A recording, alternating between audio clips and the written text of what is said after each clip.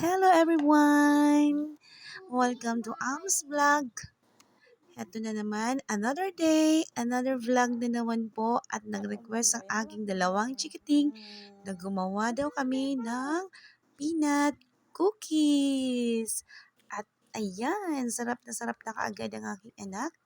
At narito po ang ilang steps sa paggawa ng peanut cookie. Sa isang bowl, maglagay lang tayo ng 1 cup sugar at i-combine natin ang 1/2 cup na butter.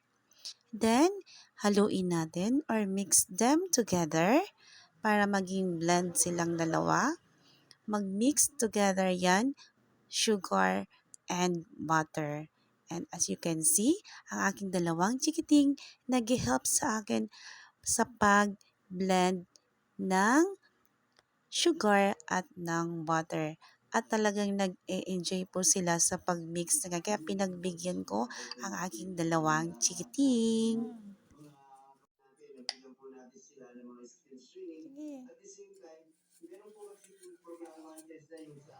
At ayan, kung sa tingin po natin ay na-mix na yung dalawang ingredient, pwede na po tayong mag-add ng another ingredient.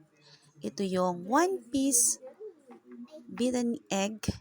Ihalo lang natin sa minix natin na butter at sugar. At ayan, ihalo natin ulit. Mix again until it blend together.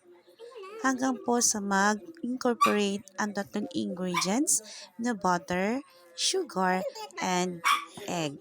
So, i-mix natin yan hanggang sa matunaw at makita natin na medyo malabnaw na ng konti. At iset aside muna natin yung wet ingredients at dito naman tayo sa dry ingredients. Ito, naglagay ako. Mix lang natin 1 and 1/4 cup of all-purpose flour. Then, mag-add tayo ng cornstarch, 1/2 tablespoon of cornstarch, 1/2 tablespoon of baking soda. At i-add na din natin yung peanut. Kasi para ma-mix natin lahat ng ingredients na dry ingredients na walang masiseparate dyan, kaya ihalo na natin yung peanut. Pwede din pala kayo maghalo ng chocolates, chips, nips, or anything na pwede nyong i-combine dyan para mas lalong yummy ang cookies at magustuhan ng mga chikiting. For now, ang hinalo lang po namin ay yung available namin na ingredients is peanut. Kaya tinawag namin itong peanut cookies. And balik po tayo dito sa ginagawa, hinahalo ng aking anak. Ayan, hinalo-halo ng todo ng aking anak. At ako na din ang last na naghalo para maihalo ko talaga ng todo. Hindi masyadong nahalo ng aking anak. So ayan, pinorm na natin ng circle at ilagay na muna natin ng refrigerator. I-fridge muna natin or i-chill muna natin for at least 1 hour.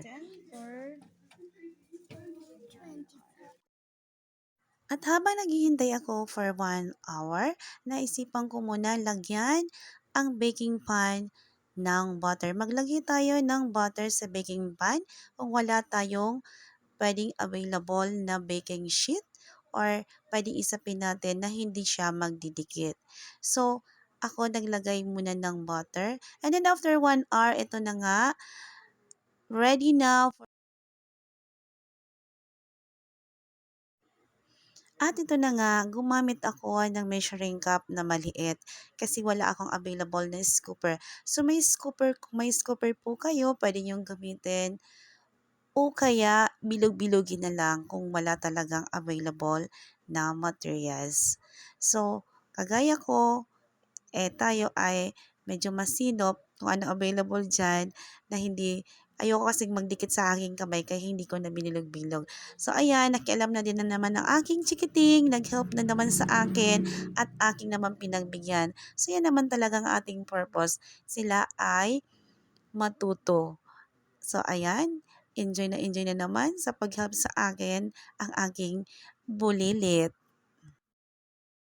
Then after 20th century, ito na, ready na for baking jar. Okay, ang dali-dali lang naman i-bake ito. For at least 15 minutes, i-bake natin. Or you can adjust it. Pwede naman kung hindi pa luto up to 20 minutes. Pero sa akin, ginawa ko lang 15 minutes para tamang-tama lang yung pagkakaluto. Kasi ayokong ma-overcook. So, ayan. Tikiman time na. Ayan, sarap na sarap ng aking anak. Kahit medyo mainit pa, talagang pinilit niyang tumigil. At okay naman daw ang aming na-bake. At ako naman ang nag-judge ng aking gawa. So, ayan, tinikim ng lahat. So, guys, salamat sa pag-watch. Thank you for watching. Please do subscribe, please. Thank you so much.